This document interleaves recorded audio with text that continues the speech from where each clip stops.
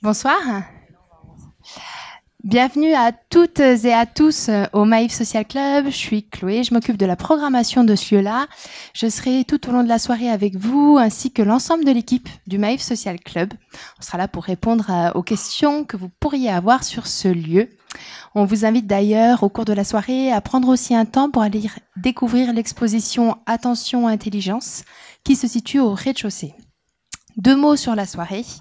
Donc cette soirée, comme toutes les soirées 3 en 1, va commencer par un temps de débat d'idées. Donc la thématique, c'est l'intelligence artificielle nous veut-elle du bien?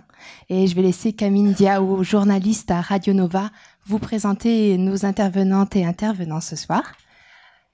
À 20h, on va vous inviter à descendre, prendre un verre et continuer à échanger au rez-de-chaussée pour un petit changement de plateau qui va permettre ensuite d'accueillir la compagnie Les Particules avec le spectacle Robot vers 20h30 environ. C'est un spectacle qu'on a l'honneur et le plaisir d'accueillir en partenariat avec la Biennale Nemo qui organise à cette occasion son premier rendez-vous Nemo en prévision de la prochaine Biennale.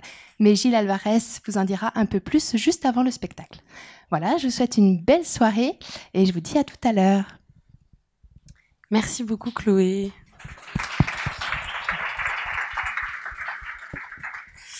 Et bonjour à tous, merci de vous être déplacés pour ceux qui sont dans la salle et merci à ceux qui nous regardent au fond là sur Facebook de nous regarder virtuellement. Donc l'intelligence artificielle nous veut-elle du bien? C'est la question qui va nous occuper. Ce soir, c'est une question qui ressurgit assez régulièrement dans l'actualité.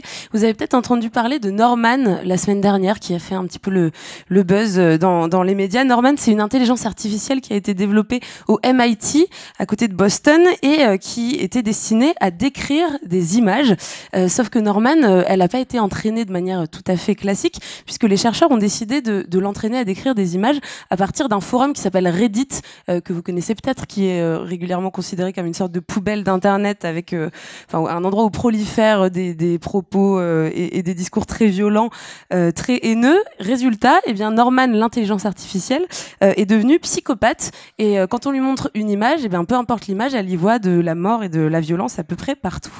Cette histoire, donc ça c'était la semaine dernière, ça nous rappelle il y a quelques mois maintenant Tay, qui était une autre intelligence artificielle développée par Microsoft, qui avait pour but de discuter avec les ados sur Twitter et qui en quelques heures d'activité était devenue antisémite, négationniste, conspirationniste. Ce qui pose forcément quelques questions. Est-ce qu'on peut faire confiance à l'intelligence artificielle? Elle peut d'un côté repérer un cancer mieux qu'un médecin ou nous aider à lutter contre le changement climatique, mais aussi potentiellement l'intelligence artificielle pourrait asservir l'humanité. C'est ce qu'on nous explique parfois.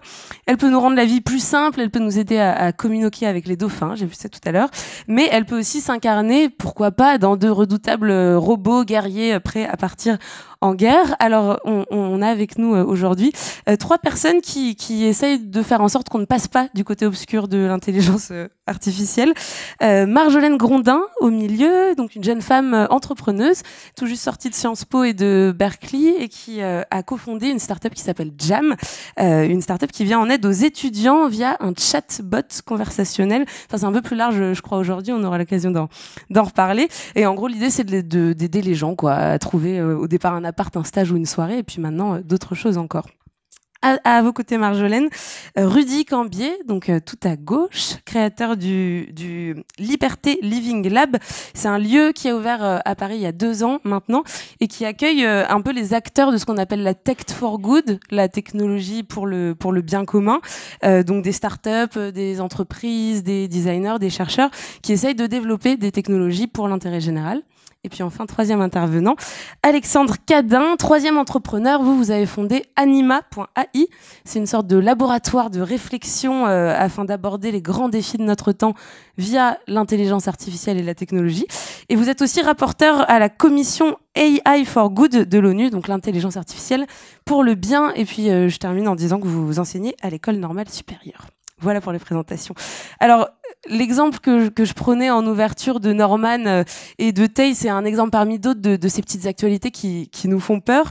On attend aussi ce jour de la singularité. On nous en parle le jour où l'intelligence artificielle va dépasser l'intelligence humaine. Alexandre Cadin, peut-être pour commencer, est-ce que vous comprenez ces peurs liées à l'intelligence artificielle? Oui, bonsoir à tous. Très heureux d'être on vous entend pas, je crois. parmi vous. Si. Ça fonctionne ? Ça marche ? Peut-être. Ok, merci. Oui, alors, effectivement, je pense il y a une sorte de résurgence de peur, parfois très irrationnelle, où l'intelligence artificielle cristallise énormément de nos angoisses par rapport au futur, qui, du coup, fait réapparaître des éléments de science-fiction à la Terminator, etc., dans tous les sens. Et je pense que ces dernières années, effectivement, il a été facile, ces derniers mois même, de un peu se concentrer sur ces zones de peur, sur un point très particulier qui était de craindre que l'intelligence artificielle allait à terme devenir supérieure à l'intelligence humaine dans toutes les tâches de notre vie quotidienne, à partir d'un moment qui s'appelle la singularité. Et c'est un truc en fait qui vient de la science-fiction, ça aussi, un texte de Norbert Wiener des années 80 et qui a été récupéré par tout un tas de vendeurs de peur. Donc c'est assez facile d'en faire le commerce. En réalité, ce dont on se rend compte, c'est qu'il y a peut-être de vrais dangers que vous avez d'ailleurs cité, de dérapage au niveau de l'apprentissage machine et du coup de sa réaction, et qui n'ont rien à voir avec le fait que l'intelligence artificielle devienne supérieure à nous et du coup se mette à nous remplacer, dont on perd le contrôle et qui miraculeusement deviennent en quelque sorte conscientes d'elles-mêmes pour pouvoir nous asservir, bref. Mais beaucoup plus de se demander finalement qu'est-ce qui se passe dans la boîte noire, comment est-ce qu'on est capable finalement de minimiser ce type de dérapage, et donc en gros, moi, ce que je dirais, c'est vrai qu'il y a quelques inquiétudes à avoir, mais moins sur des espèces de dystopies folles qui commencent à effectivement même fatiguer. Hein, on rejoue des science-fiction il y a 40 ans. Mais en revanche, de bien regarder les vrais dangers, notamment au niveau de la confiance qu'on peut porter à l'intelligence artificielle dans cette espèce de boîte noire qu'on a du mal à expliquer, pour vérifier notamment l'usage des données qui en est fait, le respect de nos vies privées, etc. Mais je pense qu'on va y venir toute la soirée.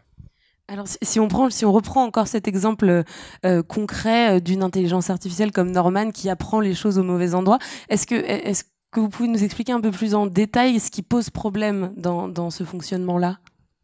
Alors, peut-être peu importe. Sur ce cas et celui de Taille aussi l'an passé ou il y a 2 ans sur Twitter.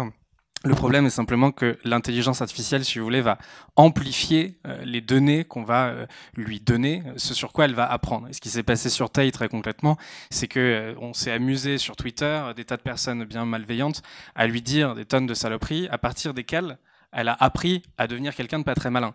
Et du coup, effectivement, elle-même prononçait des sortes de choses ignobles, mais c'est pas venu d'elle-même. C'est-à-dire qu'on est très loin d'une sorte de volonté de la machine à être elle-même méchante. Elle a juste été entraînée par des humains à être ignoble.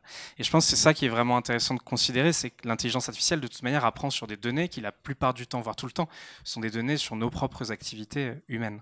Et du coup, le problème, c'est qu'elle a tendance à amplifier, à extrapoler, à aller beaucoup plus loin.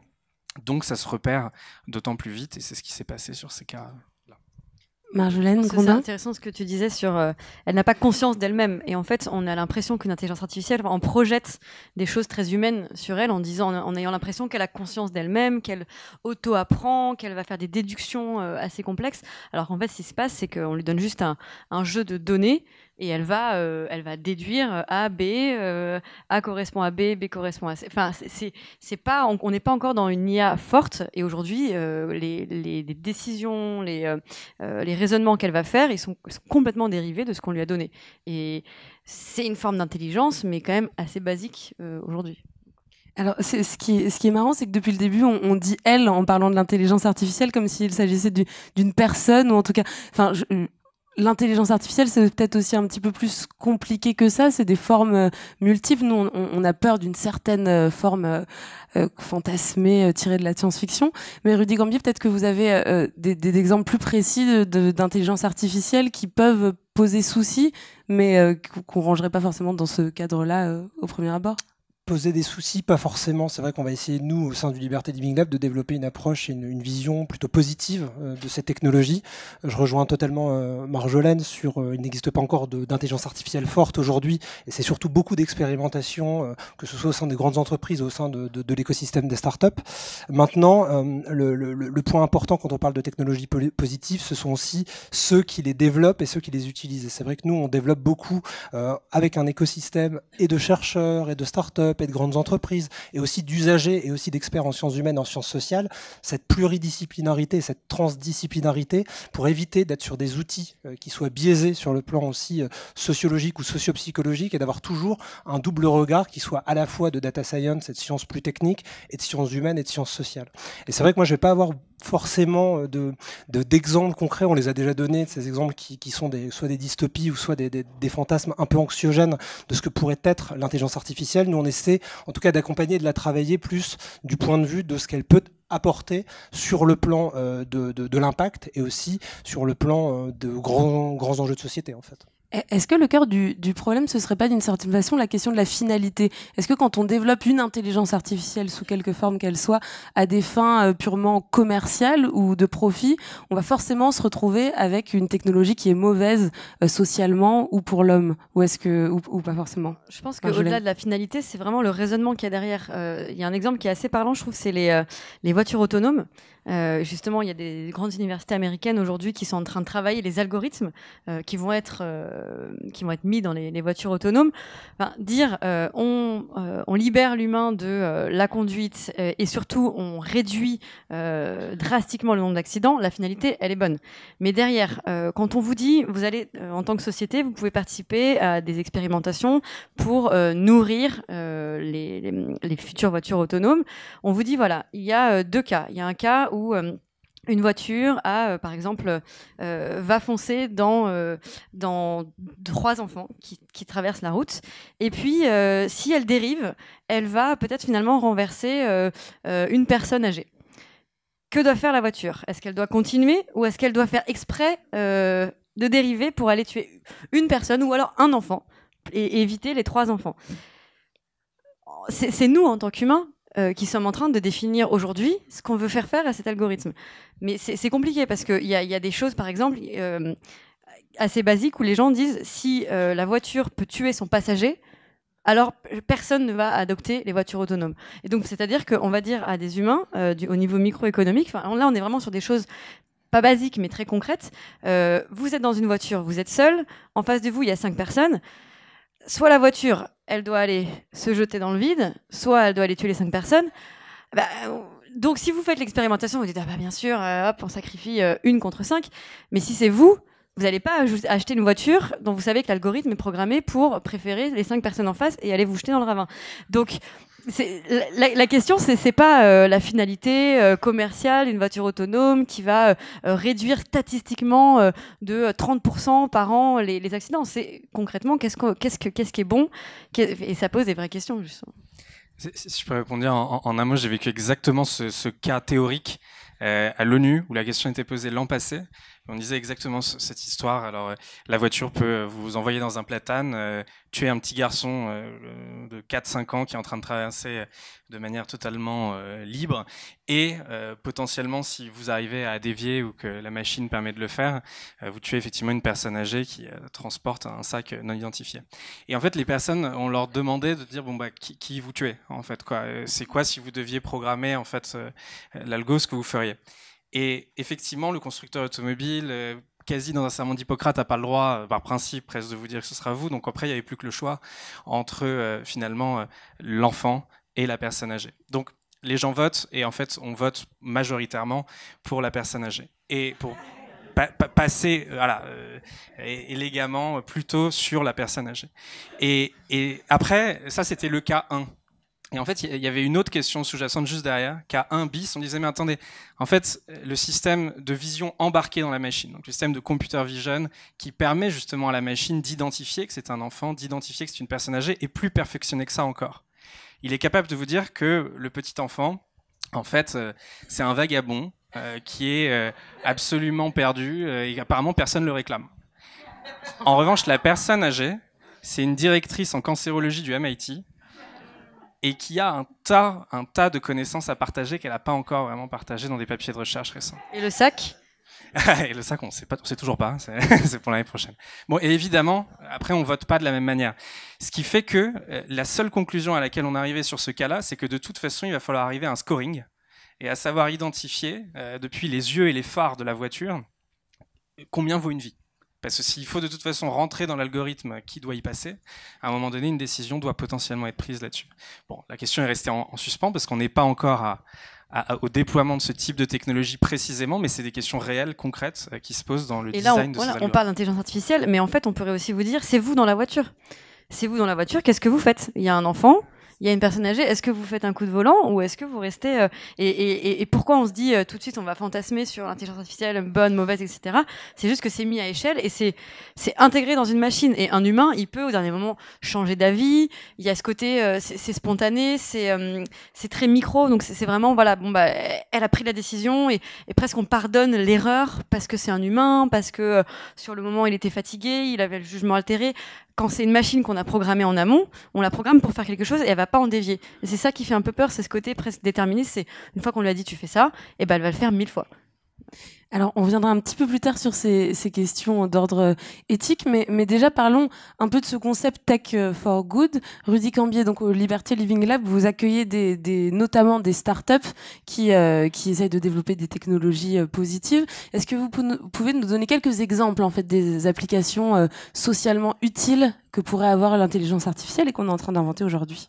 Alors, juste peut-être quand même une précision sur le Liberté Living Lab, c'est que c'est un tiers-lieu d'innovation qui a maintenant presque 2 ans, qui a ouvert au cœur de Paris dans le Sentier. On a à peu près 2000 m² et dans cet espace, on a effectivement des croisements pluridisciplinaires, comme je disais tout à l'heure, d'équipes de grandes entreprises, de jeunes startups, de jeunes associations aussi, de chercheurs, de designers, de missions de service public. On y reviendra aussi parce qu'en fait, pour répondre à votre question sur qu'est-ce que la Tech for Good, c'est comment on utilise, nous notamment, l'entrepreneuriat technologique de pointe, des problématiques comme l'intelligence artificielle, mais pas uniquement. Il y a aussi la problématique des deep tech, même si c'est pas le sujet ce soir. Et comment, justement, on fait à la fois converger cette innovation technologique, la création de valeur aussi économique par de l'entrepreneuriat et de l'impact sur des grands enjeux ou sujets de société. Et là, on adresse aussi bien collectivement des problématiques comme l'emploi, le futur du travail, la transformation des organisations et des entreprises, des problématiques d'éducation, de transition énergétique.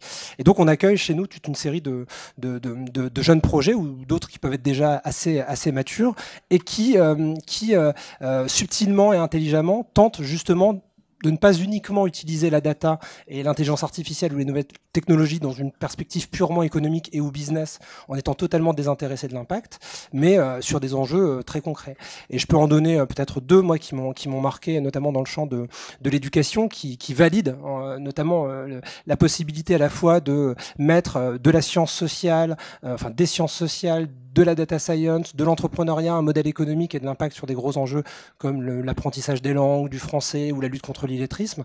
Il y a notamment une startup que j'aime beaucoup dans l'écosystème du Liberty Living Lab que vous pourrez aller voir, qui s'appelle Lalilo et qui a croisé l'intelligence artificielle, la data science, les sciences cognitives et les sciences sociales pour développer en fait ce qu'on appelle aujourd'hui des outils d'adaptive learning et pour accompagner aussi bien les parents, les familles et les corps enseignants dans les établissements scolaires, les plus jeunes dans l'apprentissage de la lecture. Je pense qu'on a tous des smartphones, on a tous des tablettes ou des ordinateurs. Et lorsque vous mettez un enfant ou un jeune public devant un ordinateur et qu'il est seul face à un exercice et qu'il plante devant cet exercice et qu'il ne peut pas du tout avancer s'il est bloqué, s'il n'a pas un accompagnateur qui le guide dans son exercice, il est bloqué et ça ne sert à rien et c'est juste un gadget en fait numérique. Et ce type de start-up développe des outils d'adaptive learning, donc d'apprentissage adaptatif qui va comprendre en fait les blocages quasi socio-psychologiques de l'enfant, qui va apprendre, c'est une intelligence artificielle qui va apprendre et qui va croiser un certain nombre de jeux de données et qui vont mieux saisir les blocages socio-psychologiques et qui donc vont adapter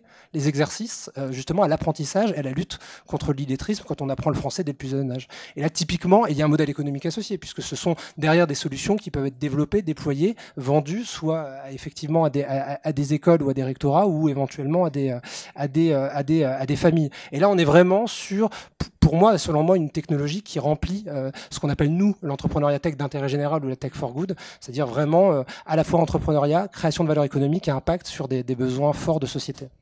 Alors, Marjolaine Grondin, avec Jam, vous auriez peut-être qui s'est pu intégrer le Liberty Living Lab. Est-ce que vous pouvez me raconter? Ah, vous l'avez fait? Ah, j'ai raté cette information. Jam a été résident pendant 1 an, les premiers, oui. Alors racontez-nous, Jam, du coup, d'où c'est parti et puis comment est-ce que c'est en train d'évoluer aujourd'hui? Jam, c'est parti d'une problématique étudiante. Avec mon associé Loïc, on était étudiants à l'époque. On a pu voyager, étudier en France, à l'étranger, et on avait toujours les mêmes problèmes qui étaient trouver un appart, un stage, un job, mais aussi un covoiturage, une soirée, un bouquin, une trottinette. Bon. Et on n'avait pas forcément l'impression qu'il y avait beaucoup d'informations, beaucoup d'opportunités, beaucoup de choses à faire et que c'était compliqué d'avoir une curation, une sélection qui nous correspondait. Et notre première intuition, c'était de créer une plateforme d'échange au sein de l'école qui permettait aux étudiants de se partager des bons plans entre eux. Et de fil en aiguille, on a évolué pour finalement se rapprocher directement de nos utilisateurs, pas avoir d'interface, des menus, des boutons, une appli même entre eux et nous, mais de discuter avec eux. Donc au début, c'était autour d'une table, puis par email, puis par SMS, et aujourd'hui dans Messenger. Et donc aujourd'hui, on est 100% dans Messenger, donc l'application de messagerie de Facebook, et on discute avec 500 000 jeunes, mais finalement, ils ont 75% d'entre eux ont entre 15 et 25 ans, mais on en a qui sont plus vieux, d'autres même certains plus jeunes. Et l'idée, c'est de les aider, les inspirer dans leur vie quotidienne, en leur faisant découvrir plein de choses qu'ils n'auraient pas découvertes autrement. Donc on va parler de plein de sujets, de nouvelles idées, d'actualités, de sorties culturelles, de bien-être, de divertissement dans Messenger. Et pour vous donner une idée, Jam échange en moyenne 10 messages par seconde. Et on a fêté la semaine dernière nos 100 millions de messages échangés en 1 an et demi. Donc il se passe des choses. Et alors quand vous dites on discute, c'est on discute avec une intelligence artificielle que vous avez développée? On discute avec ce qu'on appelle un chatbot. Donc un chatbot, c'est un petit robot qui n'a pas d'existence physique, qui vit dans des applications de messagerie notamment. Alors c'est pas une IA pure, c'est du contenu avec lequel on va interagir et qui effectivement vit, elle a une forme un peu particulière qui est que il vit dans Messenger, et l'IA, elle va venir faciliter. En fait, moi, je passe pas ma journée à penser à de l'IA, je passe ma journée à penser à la qualité du contenu, à la qualité de la rédaction. J'ai recruté 4 rédacteurs ces 2 derniers mois. Enfin, vraiment, on est dans une logique où on est là pour faire de la veille, pour trouver des bonnes sources d'informations, pour le proposer de la bonne façon, etc. Et l'intelligence artificielle, c'est un peu du sucre qui va venir améliorer, enfin, qui permet au départ et qui améliore à la fin. Donc, c'est pas toute la chaîne. Et c'est par exemple l'IA qui va permettre de faire du traitement automatique du langage, pour donner un exemple d'intelligence artificielle, pour permettre de comprendre un sentiment, permettre de comprendre quand quelqu'un pose une question, même s'il comprend pas, en fait, Jam va pouvoir dire ok, je crois que tu me parles de ça, je connais pas trop ce sujet, parlons plutôt d'autre chose. Mais aujourd'hui, voilà, l'intelligence artificielle, elle va juste améliorer l'expérience, mais c'est en aucun cas le cœur de métier de Jam. Et moi, j'aime bien dire que l'IA, c'est un peu l'électricité du XXIe siècle. Et que, en ce sens, on ne fait pas une boîte en disant on fait une entreprise avec de l'électricité. Mais il n'y a pas une entreprise qui n'utilise pas l'électricité. Et pourtant, on n'en parle pas. Et je pense que c'est un peu vers ça qu'on va tendre. Et en plus, l'électricité est neutre. C'est pas comme les armes à feu ou autre chose qui sont quand même un peu orientées. Là, c'est neutre dans le sens où elle permet tout. Et c'est à nous de décider ce qu'on en fait. Et alors, ce qu'on en fait, du coup, dans le cas de Jam, c'est une application, des solutions à un niveau assez micro, individuel. Dans le cas d'une start-up qui se lance dans l'éducation ou dans la question de l'emploi, ça peut être aussi des problématiques vraiment collectives et sociales qui sont traitées par le biais de l'intelligence artificielle. À Anima, vous essayez un peu de réfléchir à des solutions qui soient donc des réponses à ces grands défis, Alexandre Cadin, du coup. Oui, c'est ça, exactement. Et alors, c'est marrant, on a la chance aussi, nous, d'être au Liberté Living Lab. Et alors, Rudy est très modeste, mais je vais insister 2 secondes sur l'ambition et le succès de ce lieu qui est assez hallucinant. C'est que moi, c'est le seul endroit que je connais où, sur 5 étages, vous avez une espèce d'énergie collective, commune, qui est portée vers le bien commun, à travers des technologies qui ont parfois rien à voir, ce que tu as dit, des savoirs pluridisciplinaires fantastiques. Et je trouve ça fantastique qu'on ait la chance, effectivement, dans nos écosystèmes, d'avoir ces lieux, en fait, aussi, pour s'y retrouver et penser tous ensemble. Et pour rejoindre le point aussi de Marjolaine, c'est très, très proche. Moi, j'aborde les questions un peu de la même manière sur l'IA comme électricité, un peu pour une autre raison, enfin, très proche de ce que tu viens de dire. C'est qu'en fait, on n'a pas arrêté de dire, au début des années 2000, que grosso modo, on n'arrivait plus à innover. Il y avait un économiste célèbre, Robert Gordon, qui disait en 2012 la croissance économique est terminée, on a eu 2 siècles de révolution industrielle, super, mais maintenant on n'a plus de general purpose technology, c'est-à-dire plus de technologie qui est capable d'innerver toutes les industries, de rentrer dans tous les process et du coup d'augmenter nos gains de productivité, d'augmenter les défis vers lesquels on peut aller chercher à faire de l'économie. Et ce qui est intéressant, c'est qu'en fait, il écrit ça en 2012, et en 2012, c'est la même année où l'intelligence artificielle ressurgit, parce que c'est pas une technologie nouvelle, ça a 70 ans au moins, et avec un certain nombre de compétitions qui font réémerger le deep learning, etc. On se rend compte effectivement que l'intelligence artificielle, comme l'électricité, a cette capacité à innerver énormément d'industries, de domaines de société, ce qui fait que par exemple sur des grands défis comme ce qu'on a la chance d'apporter ou de co-mener à l'ONU sur les 17 objectifs de développement durable, alors en fait on participe à la création d'une commission à l'ONU depuis 2 ans qui s'appelle AI for Good, que vous avez cité tout à l'heure. Et l'enjeu est très simple, c'est de se dire comment l'intelligence artificielle peut aider des grandes organisations comme les 33 agences de l'ONU avec lesquelles on bosse à essayer d'augmenter leur intelligence pour abattre plus vite les grands défis auxquels ils font face. Et l'ONU a porté 17 objectifs de développement durable qui vont de l'accès à l'eau à une meilleure mobilité en passant par une meilleure éducation, tous les grands défis de nos époques, de notre époque, pour qu'à 2030, s'ils étaient résolus, on vivrait dans une société plus prospère et apaisée, en gros. Et ce qui est fascinant, c'est de voir que sur cette commission que mon associé a designée, AI for Good à l'ONU, on se rend compte que tous les défis de société sont taclables par l'intelligence artificielle, ou en tout cas peuvent accompagner les agences de l'ONU qui travaillaient déjà avec une excellente expertise sur ces sujets, à travailler les sujets d'une autre approche. Exemple, il y a 3 semaines, sur les derniers travaux, il y a des sujets extraordinaires qui ont été portés qui montrent comment l'intelligence artificielle participe pas d'un remplacement de nos intelligences humaines, mais bien d'une augmentation pour aller aborder de nouveaux défis qui nous paraissaient jusqu'alors inaccessibles. Par exemple, grâce à des images satellites de la NASA, d'être capable d'identifier en direct où sont les risques, de les prédire, les risques d'inondation. Ça peut paraître très simple, mais en fait, les humains, nous tous ici, je crois, avons la capacité d'observer des faits, de voir ce qui se passe à nos pieds. La machine est capable d'observer des règles, des patterns, ce qu'on appelle, d'observer ce qui se passe à un niveau méta que nous ne pouvons pas regarder. Et très concrètement, des analyses de vision, de machine, de computer vision, permettent d'analyser en direct l'évolution de risques d'inondation et donc d'agir en amont, de prédire. L'an passé, il y avait un projet sur la prédiction de conflits armés qui utilisait des données géolocalisées en live de Twitter pour voir où est-ce qu'il y avait des risques de tension immenses et du coup pour permettre à des organisations des Nations Unies d'intervenir en avance quand il y avait des risques. Alors ça peut faire fantasmer un peu Minority Report, on n'y est pas encore, mais c'est des champs d'exploration que je trouve assez intéressants parce qu'ils nous montrent encore une fois comment l'IA ne participe pas seulement à faire ce qu'on faisait déjà ou à simplement améliorer nos process, mais à vraiment donner l'opportunité d'attaquer des problèmes qu'on pensait inaccessibles. Et c'est là que je trouve qu'il y a une opportunité phénoménale, effectivement, de penser dans ces communautés à laquelle on a la chance de participer, ces nouveaux sujets. Voilà. Alors, c'est à qui de mener cette exploration-là? Dans le cas de l'ONU, on est à un niveau international, étatique. Dans le cas, à plus petite échelle, du Liberté Living Lab, c'est plutôt des acteurs privés. C'est à qui d'inventer cette espèce de bien commun vers lequel privé ou privé et public, mais qui, à votre avis, doit mener cette réflexion et comment est-ce qu'on fait pour encadrer la technologie, l'intelligence artificielle, pour qu'elle œuvre pour ce bien commun? Alors, moi, il y a quand même un autre point, parce qu'on a parlé aussi de la dimension assez anxiogène et très flippante de l'intelligence artificielle avec les exemples que tu as donnés tout à l'heure, mais il y a aussi une autre réalité de l'angoisse de l'intelligence artificielle, c'est l'automatisation d'un certain nombre de tâches, et c'est l'impact aussi que ça a en matière sociale et économique, c'est-à-dire sur les questions d'emploi. Et c'est vrai que nous, notamment quand on accompagne des acteurs privés, et essentiellement des grands groupes, mais également des acteurs publics, nous, on part du principe qu'effectivement, il y a un risque et qu'on n'élude pas, qu'on ne met pas de côté. Il y a un vrai risque sur le plan social, RH, humain.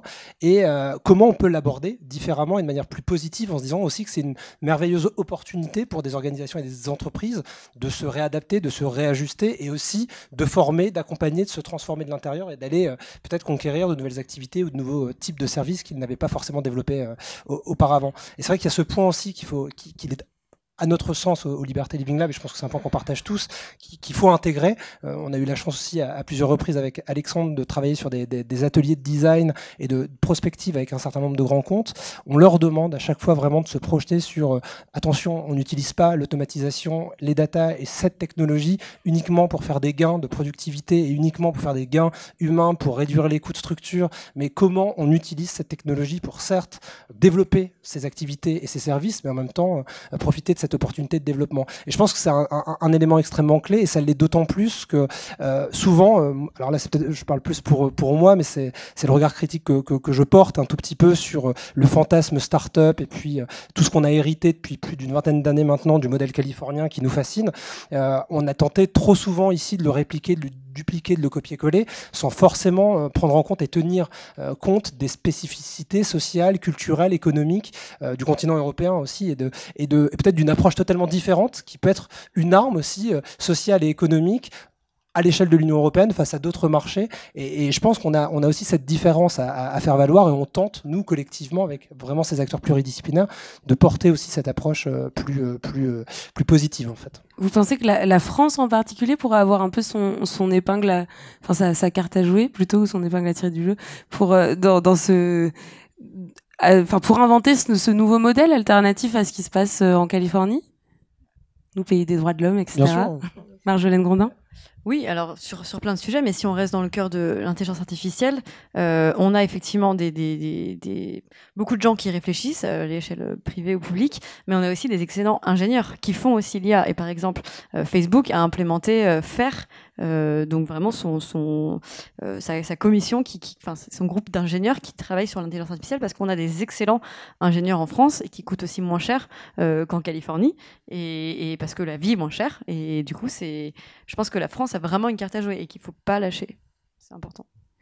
Alors en pratique, comment on fait pour édicter des règles juridiques ambiguës? Vous disiez par exemple telle technologie ne doit pas servir que à couper des coûts. Qui édicte ces règles? Qui dit c'est par là qu'on doit aller ou pas par là? Est-ce que c'est la législation qui doit, enfin est-ce que c'est le législateur qui doit se prononcer dessus? Est-ce que c'est à la société civile d'édicter ces règles, à l'utilisateur de participer à la création des services? Comment est-ce qu'on met en place une éthique de l'intelligence artificielle? Alors, en 2 minutes. Vaste question, et je ne sais pas si on a objectivement la réponse. Après, je pense on a tous des avis différents, divergents et probablement complémentaires. C'est vrai que, enfin, moi, je reste quand même très attaché à des notions tout de même de régulation et d'autorité, quand même, qui soient des autorités collégiales et transdisciplinaires et pluridisciplinaires, une forme quand même de régulation. Je prendrai des exemples, mais enfin, il suffit de remonter dans l'histoire même. Quand la télé est arrivée en France, il y a avec les années un conseil supérieur de l'audiovisuel qui s'est mis en place pour justement quand même apporter une lecture et une vision des contenus et les valider ou non, et intervenir le cas échéant. Donc je pense qu'il est quand même important de raisonner, et pas uniquement sur le plan de la gouvernance à l'échelle étatique et uniquement politique, mais d'être dans des formes, notamment à l'ère des plateformes et des réseaux, extrêmement collégiales, qui intègrent le plus grand nombre pour proposer quand même des outils de contrôle et de suivi et lutter contre les dérives. Ouais. Ouais, en un mot, je suis assez d'accord avec Rudy, mais je pense que il faut faire attention aux mots de régulation, ou en tout cas essayer de comprendre comment ça peut être un cadre positif à la création de projets aussi. C'est-à-dire qu'en face de la régulation, je pense qu'il y a un vrai travail aussi simple de sensibilisation au possible de ces technologies, l'intelligence artificielle, d'arrêter peut-être justement de n'évoquer que les sujets anxiogènes qui font que du coup on travaille que la régulation pour les empêcher, et qu'on est incapable d'inspirer des sujets positifs de l'autre côté en disant non, en fait ça c'est possible aussi de faire ces trucs. Donc moi ce qui m'a marqué, je suis plutôt de l'économie, de l'entrepreneuriat, tout ça, et je me rappelle d'un cours qui m'a traumatisé en entrepreneuriat, premier cours de l'année. On m'a dit les idées ne valent rien, ce qui compte c'est l'exécution. Bon. Et du coup, je trouve que ça c'est une erreur fondamentale qui empêche effectivement de créer des trucs qui prennent un peu de hauteur et qui nous emmènent à faire effectivement le découpe cookie hyper rapide. Je crois qu'il y a un vrai enjeu à notre époque à comprendre que les grands défis de société sont des grandes opportunités économiques et aussi des grandes opportunités de déploiement technologique. Il faut peut-être sortir du sorte de compromis entre il y a des gens qui font le bien et des gens qui font de l'argent, et comprendre que les vraies opportunités de demain, elles vont peut-être dans ceux qui accélèrent la transition énergétique, elles vont dans ceux qui résolvent des vrais problèmes. En gros, on crée des petites boîtes sur des petits problèmes ou pas de problèmes, et des grandes boîtes sur des grands problèmes, je pense, qu'on résout, pas concret. Et je pense que c'est assez important. Et sur le cas de la régulation positive, entre guillemets, en tout cas, comment un cadre législatif ou de régulation comme la RGPD en ce moment en Europe peut permettre parfois en fait de créer des projets en Europe qu'on pourrait pas faire ailleurs, parce qu'il y en a plein qui se plaignent en se disant ah mais à cause de la RGPD on va faire moins de trucs, on va faire fuir les GAFA, etc., etc. Bon. Il y a des cas super intéressants, je trouve, notamment sur les smart cities. Un projet qui s'appelle Decode, qui a démarré entre Barcelone et Amsterdam, qui a un projet de plateforme pour que les citoyens décident de la mise à disposition de leurs données, et les groupes d'ailleurs aussi, résidents de ces deux villes, pour choisir du mode de transaction qu'il va y avoir de leurs données. Donc concrètement, vous, en tant que citoyen, vous décidez quand vos données sont utilisées pour créer tel ou tel service, et vous décidez de le faire gratuitement, ou au contraire, vous demandez une rémunération. Et c'est marrant parce que ça développe tout un tas d'innovations sur ce type de plateforme qui n'auraient pas pu être permises sans ce cadre, parce que ça nous a permis de réfléchir sous contrainte, en quelque sorte. Et je trouve que énormément de très très beaux projets y naissent et qui inspirent maintenant des voisins de l'Europe pour développer le même type de projet sans avoir ces contraintes de la RGPD. Donc je trouve ça cool, parce qu'en fait on se rend compte que dans ce cadre on peut réfléchir. Mais j'insiste juste sur le fait que c'est quand même agréable de démarrer par un point de vue très positif et de se demander d'abord qu'est-ce qu'on peut faire avant de se demander ce qu'on peut pas faire, quoi. Sinon, on fait rien. Qu'est-ce qu'on veut faire? Parce qu'en fait, tout va être plutôt possible.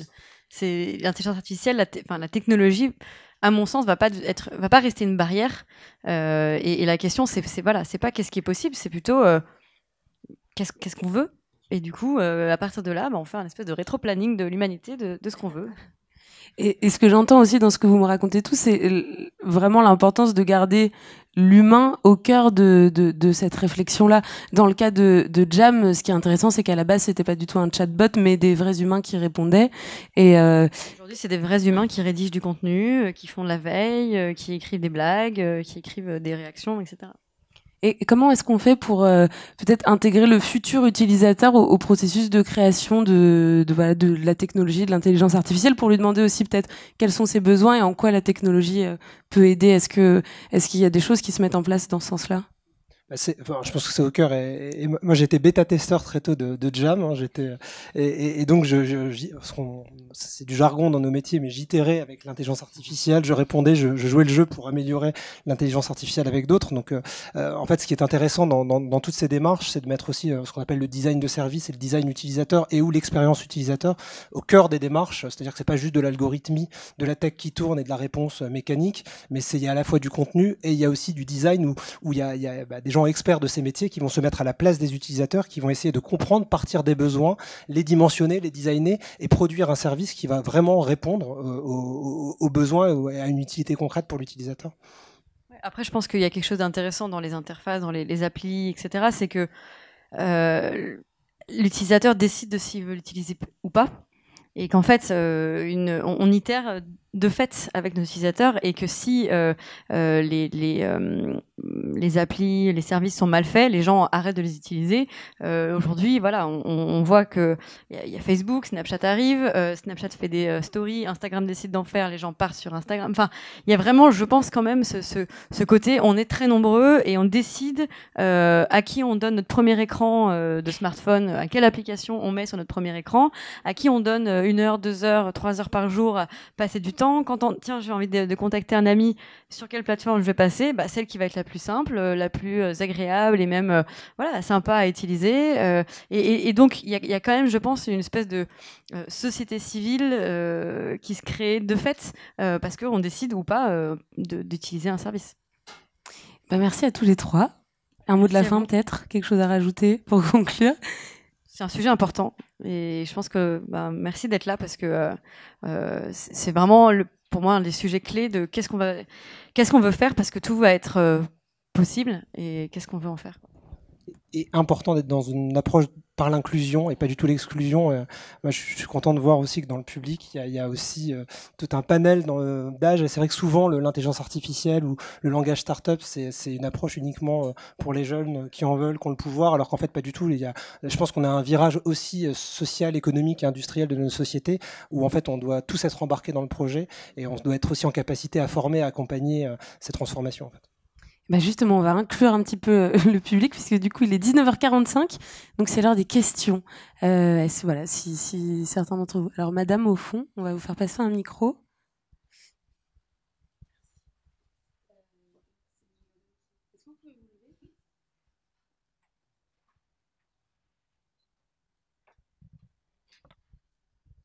Bonjour, merci parce que c'est passionnant ce que vous racontez déjà, et puis plutôt rassurant, ce qui est pas mal aussi.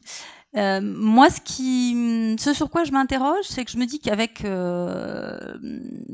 l'arrivée de cette technologie et ses multiples applications, en fait, je pense, on va voir profondément évoluer notre société.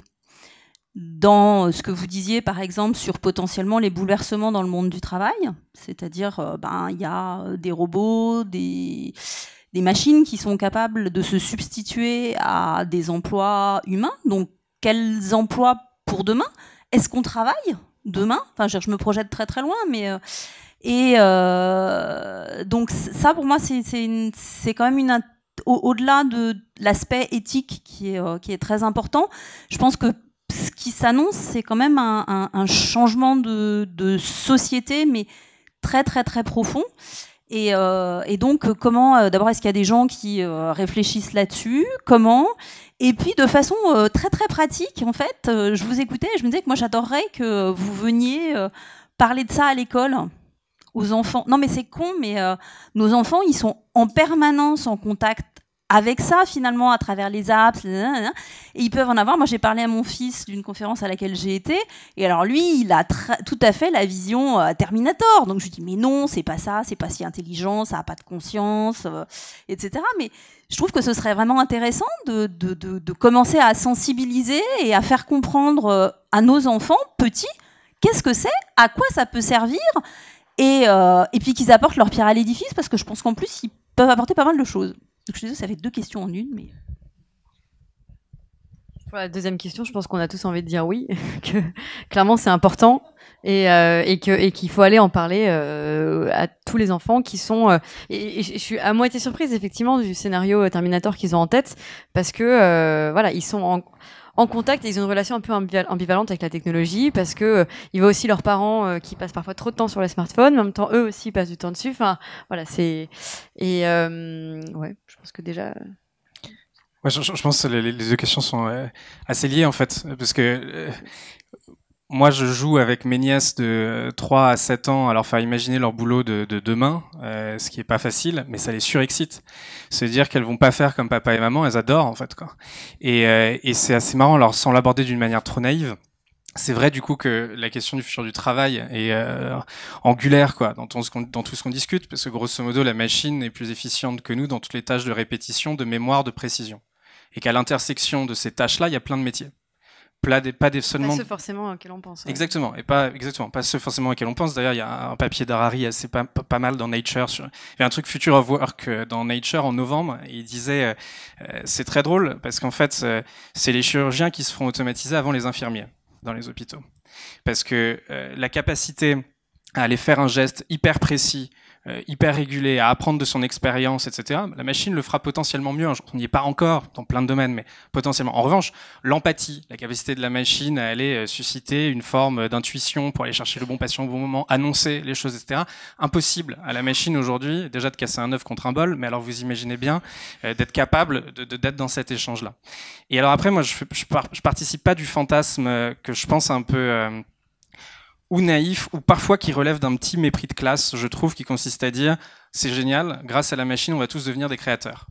En gros, on va être libéré des tâches pénibles, répétition, mémoire, précision, personne n'en a envie, donc ça tombe bien, on va tous devenir créateurs, artistes, et c'est merveilleux. Mais c'est pas vrai. Déjà, c'est pas vrai parce qu'il y a beaucoup de tâches répétitives qui participent aussi de notre cognition, notre capacité à faire le vide, qui sont nécessaires pour être créatif, déjà aussi.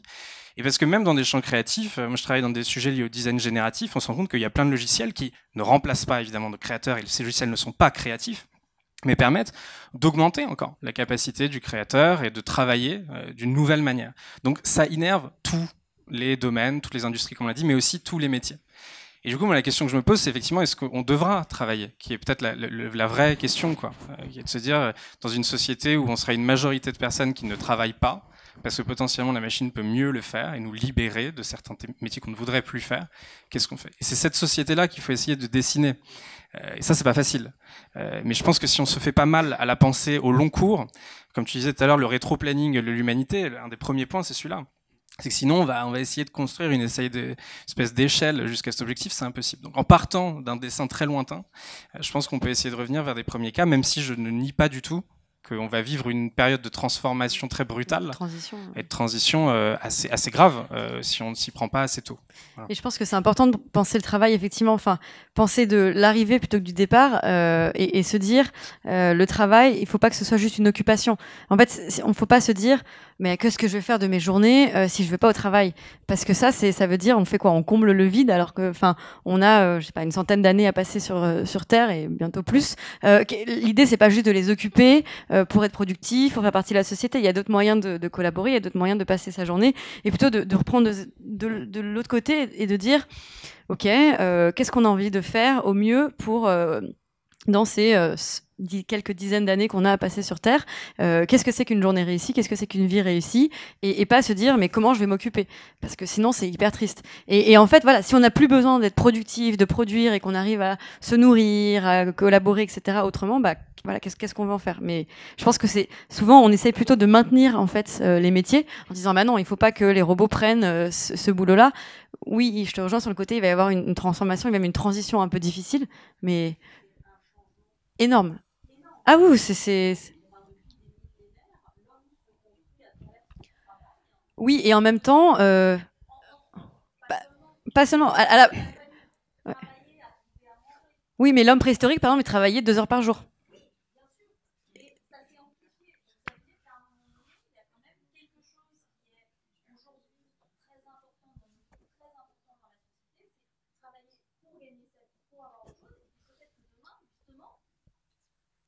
Qu'est-ce qu'on va faire? Ouais. Non, du tout. Il y a un point important. Justement, je voudrais appuyer.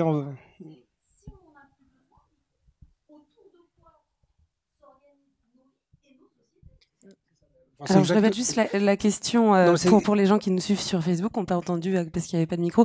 Si on n'a plus besoin du travail, autour de quoi s'organisent nos vies et nos sociétés? Mais c'est ça, en fait, c'est le point pour moi le plus central et le plus important, et que aussi Alexandre avait touché du doigt à la fin de sa réaction. C'est quel type d'innovation pour quel modèle de société. Enfin, vous le disiez très justement, c'est-à-dire qu'aujourd'hui, c'est peut-être un peu tarte à la crème de parler de nouvelles formes de révolution industrielle.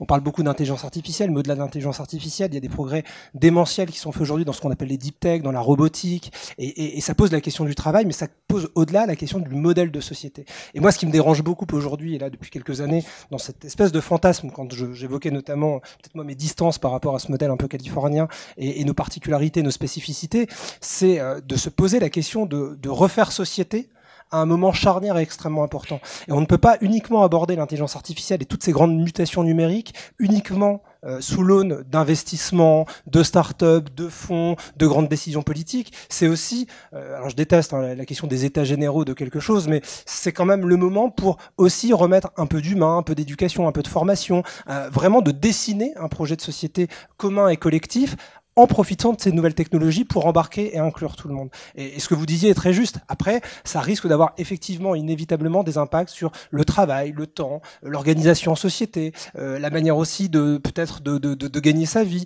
Et ça va bousculer des modèles économiques, mais il faut les travailler. Et moi, mon inquiétude aujourd'hui, c'est ça, c'est qu'on tend tous vers une société plus efficace, plus optimale, notamment grâce à ces nouvelles technologies, mais on ne pose pas suffisamment la question de ces nouvelles formes d'organisation de société.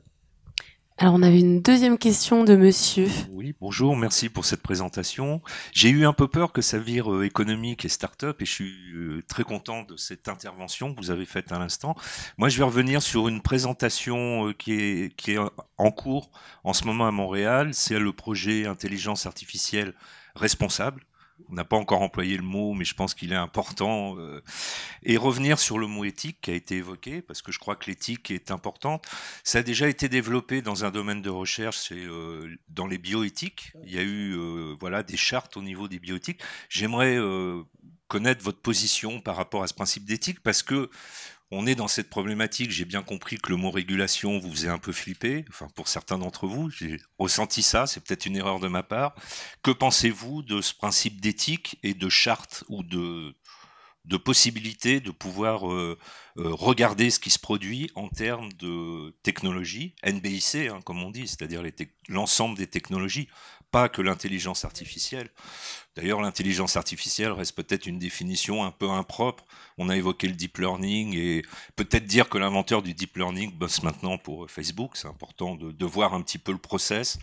voilà, que les chercheurs les plus brillants partent quand même dans les GAFA. Enfin, sauf erreur de ma part, c'est une problématique, mais ça, bon, ça c'est un système économique. Mais en tout cas, comment vous vous positionnez, vous, en tant que chercheur, chef d'entreprise, par rapport à ces questions d'éthique et de responsabilité? Qui prend la responsabilité? Parce que moi, je suis pas d'accord avec l'idée de cette projection du plan humanité qui se régule par elle-même. Si on regarde le monde tel qu'il est actuellement, on a un peu de mal à y croire. C'est pas ce que je disais, pas que ça se régule par lui-même. Je dis plus qu'on doit partir du pourquoi, qu'est-ce qu'on veut, oui. et derrière mettre en place les garde-fous. Mais qui prend les responsabilités? Les chefs d'entreprise, les citoyens, le monde médical? Voilà, c'est la question que j'ai envie de vous poser, parce qu'on est dans un monde de complexité quand même. Je vais vous répondre uniquement en mon nom. Quand j'évoquais tout à l'heure la notion de régulation, c'était pas une régulation ferme et autoritaire sur ces sujets. C'est quelque chose de beaucoup plus ouvert qui intègre justement toutes les logiques participatives. On a aussi tout un courant aujourd'hui qui s'appelle les civic techs, c'est tout ce qui porte l'innovation démocratique pour mieux consulter, mieux participer et réintégrer un certain nombre de citoyens dans la décision publique. Pour moi, ça doit être au cœur de tout ça. Donc je rejoins quand même Alexandre sur ce qu'il nommait lui une régulation positive. Maintenant, par rapport à ça, vous citiez notamment la bioéthique. Par le passé, j'ai eu la chance de travailler un tout petit peu avec le Conseil national d'éthique. Le Conseil national d'éthique, c'est pas une autorité politique qui se répond à tous les sujets et qui tranche sans. C'est un conseil de sages. Ce sont des gens qui ont de l'expérience, ce sont des profils pluridisciplinaires, ce sont des gens éclairés qui ont fait des travaux de recherche, qui ont été en poste. Donc je pense que il y a déjà une première réponse dans ce croisement pour moi entre tous ces conseils d'éthique qui ont déjà été menés ou conduits pour des grands débats comme la bioéthique ou même le clonage. Il y a déjà une quinzaine ou une vingtaine d'années.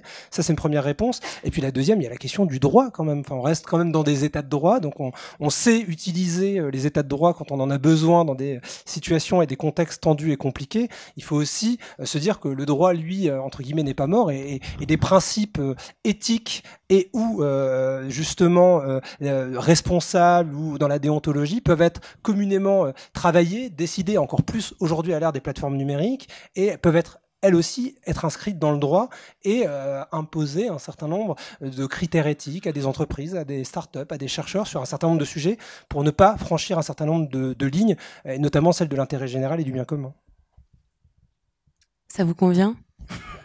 On verra. J'insiste, on verra. Enfin, je ne détiens pas la vérité et je pense que c'est quelque chose qu'il faut développer de manière collaborative et collective. Ça ne peut prendre que lorsqu'il y a de fortes participations sur ce type d'approche.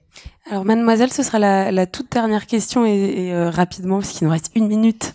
Ok, je vais essayer d'être brève. La question, c'est est-ce qu'il faut inventer un code éthique pour les codeurs? Parce que du coup, la différence entre l'IA et d'autres technologies, c'est peut-être son côté boîte noire aussi. Et donc, voilà, et comment est-ce qu'on peut lutter contre ça au-delà de la volonté humaine qui dirige toutes les autres technos? Celle-là, il y a le fait que pas grand monde va la comprendre. Donc, est-ce qu'il faut créer un code éthique pour être sûr que ceux qui la font respectent une certaine éthique? Qui a envie de répondre à ça? Marjane Gondin. Juste un tout début de piste, mais c'est il y a plusieurs façons de résoudre ça. Ça peut être le fait que ce soit une boîte noire, ça peut être on peut résoudre en disant il y a un code éthique, mais ça peut être aussi faciliter la compréhension et ouvrir la boîte en fait et rendre la boîte plus transparente. Tout le monde ne doit pas devenir codeur, mais je suis convaincue que tout le monde doit comprendre ce qui se passe, comprendre voilà les mécanismes sous-jacents et plutôt que de dire la boîte est noire, mais vous avez signé un truc qu'on a défini ensemble et donc on vous fait confiance, plutôt peut-être se dire bon. Si on ouvre la boîte, qu'est-ce qu'il y a et faire de la vulgarisation sans aller jusqu'à... Voilà. Je suis d'accord et c'est important quand même parce qu'il y a quand même des enjeux à la fois de propriété intellectuelle, de brevets, de concurrence aussi internationale. C'est-à-dire qu'il ne faut pas qu'on oublie aussi qu'on est quand même dans une économie mondialisée, que si on ne fait nous en France et en Europe que des intelligences artificielles open source avec totale transparence, on risque de vite s'éteindre et disparaître. Donc ce qui est important aussi, c'est d'avoir certes cette dimension éthique, mais aussi d'avoir la possibilité quand même d'avoir une forme de, non pas de boîte noire, mais d'associer à la fois du secret, du brevetage et de la propriété intellectuelle, mais aussi beaucoup de pédagogie pour démystifier ce qu'il peut y avoir dans l'intelligence artificielle. On a peur de ce qu'on comprend pas et pour moi la première chose à faire pour prendre les bonnes décisions et arrêter pour reprendre ce que tu disais, Alexandre, de vraiment fantasmer et se concentrer sur le négatif et les peurs, c'est d'abord de démystifier, de comprendre, de prendre le temps, de vulgariser, de mettre des mots qu'on entend, qui sont intelligibles pour tout le monde, et derrière de prendre des décisions collectives, comme on essaie de le faire dans d'autres sujets comme la politique. Voilà. Bien, merci à tous les trois, Alexandre Cadin, Marjolaine Courbard, Victor Cambier. Si jamais vous avez d'autres questions, vous pourrez les poser de manière un peu plus informelle dans le petit verre qui vous attend au rez-de-chaussée. Et on montera dans une demi-heure à 20h30 pour le spectacle de la compagnie Les Particules qui s'appelle Robot et qui fera écho à cette discussion. Merci à tous.